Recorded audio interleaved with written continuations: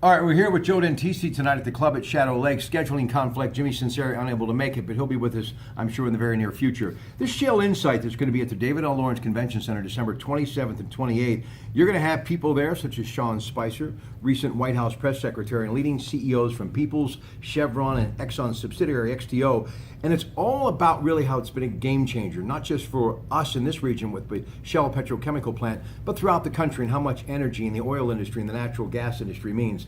With this $2 billion project that is headed to Beaver County, and I mean, if you haven't seen it, folks, you need to drive by the beautiful banks of the Ohio River in Monaca, Pennsylvania. You've got a Coons Market here in Hopewell. I shop there all the time. Just about everybody that's from Beaver County loves to shop there in this part of our wonderful home. Tell me about what that will do for your business, bringing some 6,000 construction workers here, and obviously a lot of the plants that are going to be popping up after this thing gets built in about 4 or 5 years. Well, anytime you bring that kind of a project into the area, it's going to help all retailers, help all businesses actually. And I mean, we look forward to the to breaking ground. Well, they have broken ground on it, haven't they? Yes. On the plant.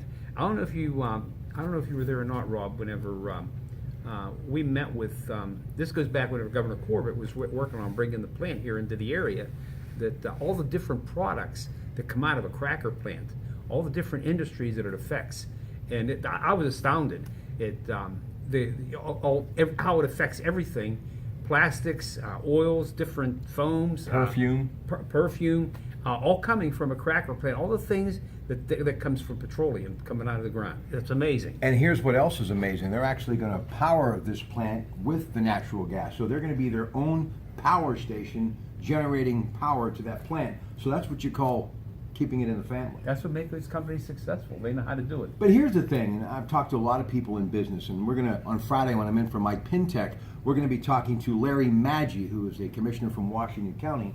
He, of course, longtime member of the state police, but has done a great job in that part of the world, which in the history books, it will be written that that was the first site, that location, meaning Washington County, where they actually drilled for natural gas. I'm going to talk to him about what the economic stimulus meant for that area when it really started to boom a couple of years ago, and could this be the catalyst to get us back on track where we once were? You know, when I think about good people that make a good living, people in the grocery industry, the restaurant business. I saw a picture of my friend, the late, great Mike Alama. He and his brother, for years, Dave Alama, in the electricity business, you know, they're electricians, and for years worked at the site of the old St. Joe Lead, which is now where they're building this cracker plant.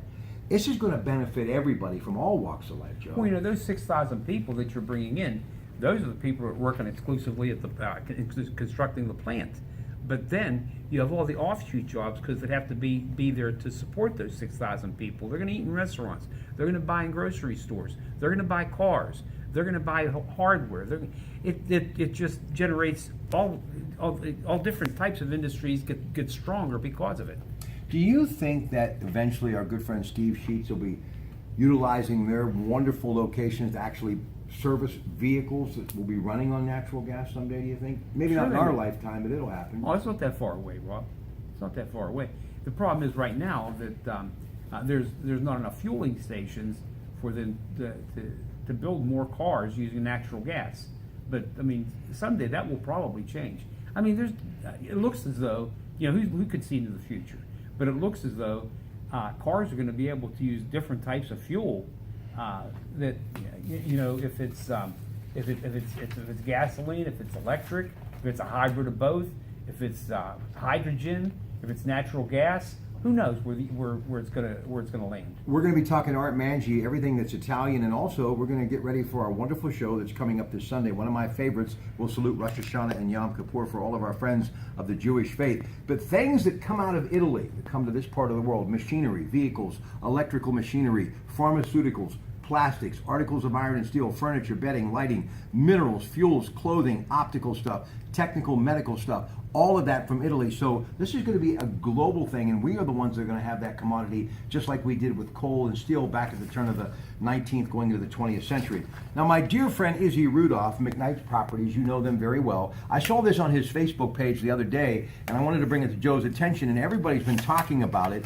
The plan to upgrade Pittsburgh International Airport was unveiled on Tuesday morning, which includes $1.1 billion in improvements to the 25-year-old facility. The improvements include a new building for ticketing, security, and baggage. The Allegheny County Airport Authority board voted unanimously to go forward with planning and development for the terminal and associated facilities. The project's going to break ground 2019.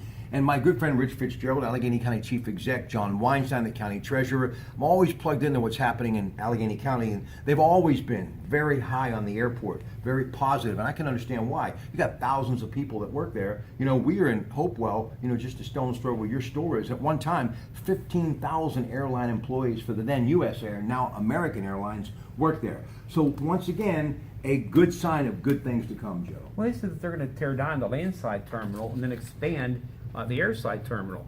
That's the way I understood it from the news stories.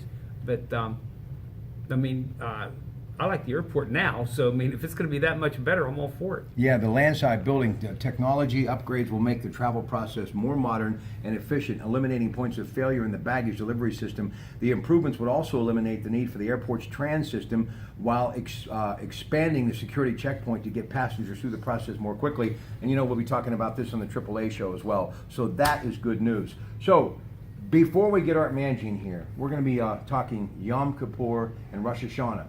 And all of my Jewish friends, and I have many and I love them all, I guess I'm going to have to go solo. They've been teaching me long enough, so we're going to kind of give them an idea of what we're going to be talking about on Sunday. And all I know, Manischewitz and Stripes that you sell right over there in Hopewell, great products, and of course our one friend Lee Hurwitz from BL Sour Cream. All I'm saying is it would not be this show without me eating matzo ball soup. So hopefully someone will show up with some matzo ball soup. Maybe Nan Cohen will. Mazel. She did last year, didn't she? She did. Yeah. Mazel tov. We're coming back in a couple of moments. Stay with us. The great Art Mangine in just moments.